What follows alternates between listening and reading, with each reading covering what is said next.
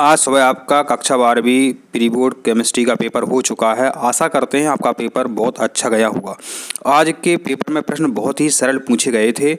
अब शाम का वक्त हो चुका है। आप सोच रहे होंगे कि आपके कितने आंसर सही हो गए हैं, तो आप भी इस वीडियो को ज़रूर देखिए और चैनल को आप सब्सक्राइब जरूर कीजिए। जो बच्चे निर्देश नहीं पढ़ते हैं उनसे बहुत सारी गलतियाँ हो जाती हैं। पहला प्रश्न आपसे यहाँ पर पूछा गया था कि निम्नलिखित में से कौन सी इकाई विलयन की सांद्रता को उसकी वाष्प दाब से संबंधित में उपयोगी है। तो इसका आंसर था आपका मोलंस। तो मेरे बच्चों, आपको इसका आंसर मोलंस सही लगा देना था पेपर में, क्योंकि मेरे बच्चों आपने राउल्ट के नियम से समझा था किसी विलयन का वाष्प दाब उसमें मौजूद विलेय के मोलंस के समानुपाती होता है। विलेय के मोलंस के समानुपाती होता है। आपने राउल्ट के नियम से अच्छा समझा था। फिर आपसे पूछा गया था प्रतिरोध का व्युत्क्रम है। प्रतिरोध का व्युत्क्रम है, इसका सही उत्तर है चालकत्व। क्या? चालकत्व। क्योंकि मेरे बच्चों आपने सीखा था G बराबर 1/R। G बराबर 1/R। देखो, यदि समझ में नहीं आ रहा तो उसको ऐसे समझो आप कि आपने लिख दिया G बराबर 1/R। प्रतिरोध का व्युत्क्रम है, ये प्रतिरोध है, इसका व्युत्क्रम क्या होगा? चालकत्व होगा। तो इसका बी आंसर सही था। कैडमियम के संक्रमण श्रेणी का तत्व, इतना सरल प्रश्न आपसे पूछा गया था। यह 4D श्रेणी का ये तत्व है। आशा करते हैं इसका आंसर आपने सही लगाया होगा, क्योंकि इसमें अंतिम इलेक्ट्रॉन जो है 4D कक्षक में भरा जाता है। अगला प्रश्न है, विनाइल हैलाइड में जिस कार्बन से हैलोजन जुड़ा होता है उसका संकरण है। तो इसका उत्तर है sp2। sp2 इसमें संकरण रहता है, क्योंकि इसमें जो द्वि आवंधित कार्बन होता है उस पर हमेशा sp2 संकरण होता है। आशा करते हैं इसका आंसर आपको मिल गया होगा। बहुत ही सरल प्रश्न है। यह वार्षिक पेपर में भी आता है कि कार्बोलिक अम्ल है। कार्बोलिक अम्ल मेरे बच्चों होता है फिनॉल। कार्बोलिक अम्ल होता है फिनॉल। जो आप घरों में फिनाइल यूज करते हैं वो फिनाइल की बात हो रही है। फिनाइल का सूत्र भी आपको पता होना चाहिए, C6H5OH। यह फिनाइल का सूत्र होता है। यह अम्लीय होता है। पुराने समय में इसको कोलतार से बनाया जाता था। आपको पता होना चाहिए अम्लीय है। फिनॉल कैसा होता है? अम्लीय होता है। ये आपको पता होना चाहिए। आपका जो अगला 6वें नंबर का प्रश्न है कि मिथाइल कीटोन की पहचान किस परीक्षण से होती है। तो इसका उत्तर है आयोडोफॉर्म परीक्षण।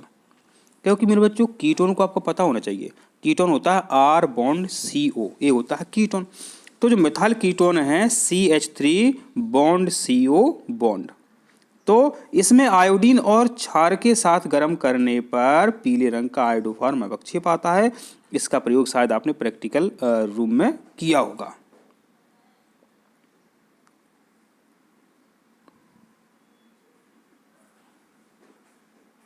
प्रिय छात्रों, फिर आपके रिक्त स्थान पेपर में पूछे गए थे। आपको घबराना बिल्कुल भी नहीं था। वार्षिक पेपर इससे भी सरल आएगा। पहले रिक्त स्थान पूछा गया था कि ताप के बढ़ने पर किसी गैस की द्रव में विलेयता घटती है। यहां पर क्या लिखना था आपको? घटती है। क्यों लिखना था? घटती है। आप पानी गर्म कर रहे हो, पानी को गर्म कर रहे हो, तो उसमें से गैस के बुलबुले निकलते हैं कि नहीं निकलते हैं भाप के रूप में। तो ताप बढ़ा रहे हैं, तो उसमें जो गैस घुली थी, जो विलेय थी, वो ऊपर निकल रही है। ठीक है, तो यहां पर आपको क्या लिखना था? घटती है। देखते हैं दूसरा रिक्त स्थान। Cu2 धनायन ने 2 इलेक्ट्रॉन ग्रहण किए, तो Cu बन गया। जब कोई तत्व इलेक्ट्रॉन ग्रहण करता है तो इसे कहते हैं अपचयन। जब कोई तत्व इलेक्ट्रॉन ग्रहण करता है तो इसे अपचयन कहते हैं। यहाँ लिखेंगे अपचयन अर्ध अभिक्रिया। जब इलेक्ट्रॉन निकलते हैं तो ऑक्सीकरण अभिक्रिया, जब इलेक्ट्रॉन ग्रहण किए जाते हैं तो अपचयन अभिक्रिया कहलाती है। अब इस मोलरता को किससे प्रदर्शित करते हैं? कमेंट में आप जरूर जवाब दें। अब Cr3 आयन में अयुग्मित इलेक्ट्रॉनों की संख्या है, मतलब क्रोमियम 3 धनायन में अयुग्मित इलेक्ट्रॉनों की संख्या है 3। कितना सरल उत्तर था। इसका अंतिम वो लिखते हैं अपन, तो क्या लिखते हैं 4s1 3d5, इसका इलेक्ट्रॉन विन्यास हम इस प्रकार से लिखते हैं। अब देखना 4s का हो गया आपका 1 और 3d में होते हैं 5 कक्षक, 5 कक्षक हो गए, एक इसमें भर दिया, 5 इसमें भर दिए। अब एक एक इसको निकाल दो, 1 निकाल दिया, 2 निकाल दिया, 3 निकाल दिया, 3 इलेक्ट्रॉन निकाल दिए। अब इसमें जो इलेक्ट्रॉन बचे रहेंगे वो कैसे हैं, ये अयुग्मित हैं। तो यह लिखा है Cr3 धनायन में क्रोमियम 3 धनायन में अयुग्मित इलेक्ट्रॉन कितने होते हैं, 3 होते हैं। इस प्रकार से आपको निकालने पड़ेंगे। पेपर में आ सकता है Cr2 धनायन में कितने अयुग्मित इलेक्ट्रॉन हैं, आप कमेंट में जवाब दें कि Cr2 धनायन में क्रोमियम 2 धनायन में कितने अयुग्मित इलेक्ट्रॉन हैं। अगला प्रश्न है, एक कोई हैलाइड है, एल्किल हैलाइड है, सोडियम आयोडाइड से क्रिया होती है, इस अभिक्रिया का नाम क्या है। बच्चे इसमें कन्फ्यूज हो जाते हैं, फालतू में इसमें कन्फ्यूज हो जाते हैं। इस अभिक्रिया का नाम है फिंकल स्टीन अभिक्रिया, फिंकल स्टीन अभिक्रिया। ठीक है, 2-4 अभिक्रिया याद कर लो, उनमें से ही पेपर में आता रहता है। कितना सरल रिक्त स्थान पूछा गया था। फॉर्मल्डिहाइड माने HCHO, फॉर्मल्डिहाइड क्या होता है, HCHO। तो फॉर्मल्डिहाइड का 40% यदि हम जलीय विलयन बनाते हैं तो कहलाता फार्मेलिन। क्या कहलाता है, फार्मेलिन। तो देखिए कितने सरल रिक्त स्थान आपसे पूछे गए थे। आशा करते हैं इससे सरल पेपर आपका केमिस्ट्री का वार्षिक पेपर आएगा। यदि आप उसमें टॉप करना चाहते हैं इस यूट्यूब चैनल को सब्सक्राइब आप जरूर कीजिएगा। चलते हैं अगले प्रश्नों पर। ये प्रश्न नंबर 3 में आपसे पूछे गए थे सत्य असत्य। क्या पूछे गए थे आपसे, सत्य असत्य मेरे बच्चों आपसे पूछे गए थे। ठीक है, तो देखिए आप, तो इसका जो उत्तर आपको लिखना था सत्य, ठीक है, ट्रू लिखना था। तो आप कैसे लिखेंगे, हिंदी में लिखेंगे सत्य, इंग्लिश वाले लिखेंगे ट्रू। दूसरा देखते हैं, विद्युत अपघटनी सेल में रासायनिक अभिक्रिया करने हेतु विभव का बाह्य स्रोत प्रयुक्त नहीं होता है, तो ये असत्य है, इसका अपन लिखेंगे फॉल्स। ठीक है, ये असत्य हो गया आपका। मैग्नीज धनायन की एंथैल्पी Cr धनायन से कम होती है, गलत बात है, फॉल्स है ये। गैब्रियल थैलेमाइड संश्लेषण से एरोमेटिक एमीन बनाई जाती है, असत्य भाई, ये आपका असत्य है। 5वां देखो, सुक्रोज अल्फा डी ग्लूकोज और बीटा डी फ्रक्टोज से बना है, तो ये आपका है ट्रू, ये आपका है सत्य। ठीक है, आपको हिंदी में लिखने हैं सत्य, हिंदी वाले लिखेंगे सत्य असत्य सत्य असत्य ऐसे लिखेंगे आप। ठीक है, यहाँ पर क्या है, लिख नहीं पाता सत्य असत्य, इसलिए हमने इंग्लिश का पहला वर्ड यहाँ पे लिख दिया। और यहाँ जो आपका अगला सत्य असत्य था वो यहाँ पर नहीं आ पाया है कि प्रोटीन परिवर्तन पर जैविक सक्रियता खो देता। जो सत्य है, देखो अंडे में प्रोटीन होती है, अंडे को जैसे ही गर्म करते हो तो कैसा हो जाता है, ठोस हो जाता है तुरंत द्रव से। तो प्रोटीन परिवर्तन पर जैविक सक्रियता खो देता है, तो ये आपका सत्य रहेगा। देखिए ये है यहाँ पर, ये लिखा है यहाँ पर कि प्रोटीन में भौतिक और रासायनिक परिवर्तन करने पर वे अपनी जैविक सक्रियता खो देते हैं, तो ये आपका क्या है, सत्य है। ठीक है, आशा करते हैं आपको सत्य असत्य भी समझ में आ गए हैं। हम देखते हैं सही जोड़ियाँ। प्रिय छात्रों, यदि आप केमिस्ट्री में टॉप करना चाहते हैं, बी फार्मेसी करना चाहते हैं, कई बच्चे 12th के बाद बी फार्मेसी कर लेते हैं, आप यदि बी फार्मेसी कोर्स करना चाहते हैं तो कमेंट जरूर कीजिएगा, आपको एक बहुत अच्छा हम कॉलेज बताएंगे। देखिए कितना सरल प्रश्न जो है पहला है आपका सही जोड़ियों में कि मैग्नीज है। मैग्नीज 2 धनायन नहीं बनाता है, +2 बनाता है, +7 बनाता है। मैग्नीज +7 तो आपने कई बार सुना होगा, तो मैग्नीज 2 धनायन आपका यहाँ पे सही रहेगा। ठीक है, अब बच्चे कह रहे होंगे सर ये तो हमें समझ में नहीं आ रहा है, हमें तो समझ में नहीं आ रहा है। बिल्कुल सही बात है कि मैग्नीज की अधिकतम ऑक्सीकरण संख्या जो होती है +7 होती है, वो आपसे पूछ रहा है। ठीक है, तो मैग्नीज के सामने आपको क्या लगाना है, दा।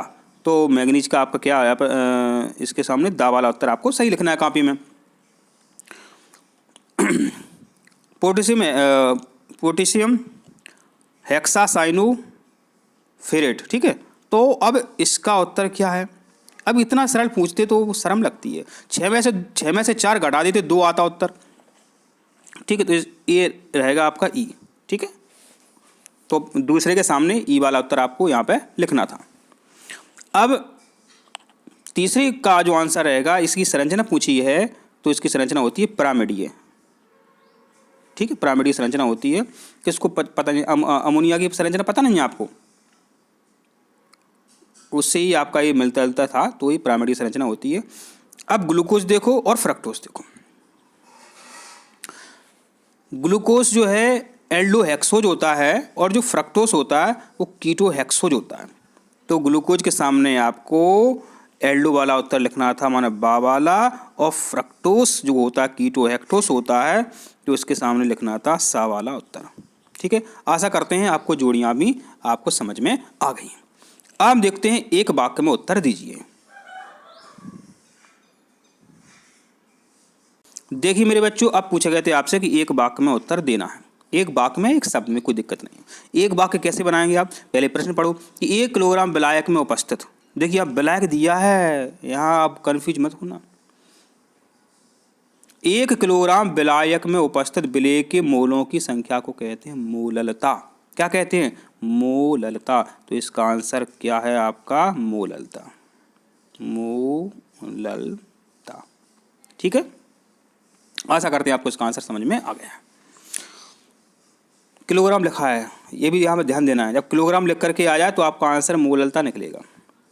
यदि लीटर में उत्तर रहता तो उसका आंसर आपको मोलरता उसका उत्तर रहता, कैपिटल M 12 सही रहता, और मोललता का संकेत स्मॉल m। सेल स्थिरांक की इकाई लिखिए। एक कब नहीं पूछा जाता पेपर में। सेल स्थिरांक की इकाई है पर सेंटीमीटर। ये दुनिया का सबसे सरल प्रश्न है। ठीक है, अभिक्रिया की, देखिए तीसरा है वेग में, तो अभिक्रिया की कोटि की गणना आपसे करवाई कुछ नहीं है, ऊपर के x और y इनको जोड़ दो। तो इसका आंसर आपको क्या लिखना था, सिर्फ लिखना था x प्लस y। कैसे उत्तर लिख सकते थे कि इसको लिख देते, और लिखते अभिक्रिया की कोटि x प्लस y है, तो सेल स्थिरांक की इकाई पर सेंटीमीटर है। ऐसे आप एक वाक्य बना सकते हैं। अब निम्नलिखित को प्राथमिक, द्वितीयक, तृतीयक एल्कोहल में वर्गीकृत कीजिए। मतलब जो यहाँ पर दिए हुए हैं, कौन प्राथमिक है, कौन द्वितीयक है, कौन तृतीयक है, ये आपसे यहाँ पे पूछा गया है। ये देखो मेरे बच्चों, ये सबसे सरल प्रश्न होता है। प्रा माना 1, द्वि माना 2, त्रि माना तृतीय। तो इसमें यहाँ पर देखिए जी OH है। ठीक है, OH इस कार्बन से जुड़ा है और यह कार्बन जो है 1, 2, 3 कार्बनों से जुड़ा है। तो ये जो है आपका, ये है तृतीयक। ये क्या है, तृतीयक। तो ए वाला लिख देंगे आप कॉपी में और लिख देंगे तृतीयक एल्कोहल। अब बी ऑप्शन वाला देखो, अच्छा क्रम से लिख दो आपके, प्राथमिक, द्वितीयक, तृतीयक। ठीक है, तो पहले पहचान लो आप, ये हो गया आपका तृतीयक। ठीक है, तो ये थोड़ा ध्यान रखना आप तो ये थोड़ा आप ध्यान रखना, ये आपका तृतीयक है। दूसरा देख लो आप, तो जो OH समूह है जिस कार्बन से जुड़ा है, वह कार्बन कितने कार्बन से जुड़ा है, सिर्फ एक कार्बन से जुड़ा है, तो ये प्राथमिक हो गया। तो बी वाला जो ऑप्शन है ये आपका, ये प्राथमिक है। सी ऑप्शन वाला देखो, ये कौन सा एल्कोहल है, तो जो OH समूह है जिस कार्बन से जुड़ा है, वह कार्बन कितने कार्बन से जुड़ा है, एक तो एक कार्बन यह है, एक कार्बन यह है, माने 2 कार्बन से जुड़ा है, तो माने ये हो गया आपका द्वितीयक एल्कोहल। अब उत्तर कॉपी में कैसे लिखना था, निम्नलिखित को प्राथमिक, द्वितीयक, तृतीयक एल्कोहल में वर्गीकृत कीजिए। तो प्राथमिक कौन सा है आपका, बी ऑप्शन वाला, द्वितीय कौन सा है, सी ऑप्शन, और तृतीय कौन सा है, ई ऑप्शन। ऐसे आप आंसर लिख सकते थे। अब देखिए एक छोटे बच्चों वाला प्रश्न आपसे पूछा गया था 5वें नंबर का, उपरोक्त समीकरण का उत्पाद लिखिए। अब छोटे बच्चों वाला प्रश्न क्यों कह रहे हैं तो समझो आप, इसलिए कह रहे हैं क्योंकि देखिए मेरे बच्चों की इसमें जल मिलाया जा रहा है। ठीक है, तो देखिए जब C2H5 यहाँ है और जल को मेरे बच्चों कभी क्रिया कराओ आप तो HOH। ठीक है, तो C2H5OH यहाँ पे लिख देते हैं हम, आपको क्या बनेगा, पहली बात तो ये यहाँ से टूटेगा। ठीक है, यहाँ से टूटेगा CH3COOH और यहाँ ये हो जाएगा आपका OH, इस तरीके से हो जाएगा। माने एसिटिक अम्ल और एथिल अल्कोहल, एसिटिक अम्ल और एथिल अल्कोहल यहाँ पे आप लिख सकते थे सामने। तो आशा करते हैं मेरे बच्चों कि हमने जो आपको प्रश्नों का आंसर दिया है आपको समझ में आया है। आशा करते हैं आपको वीडियो समझ में आया है। केमिस्ट्री के सभी इम्पोर्टेंट प्रश्नों के लिए सैंपल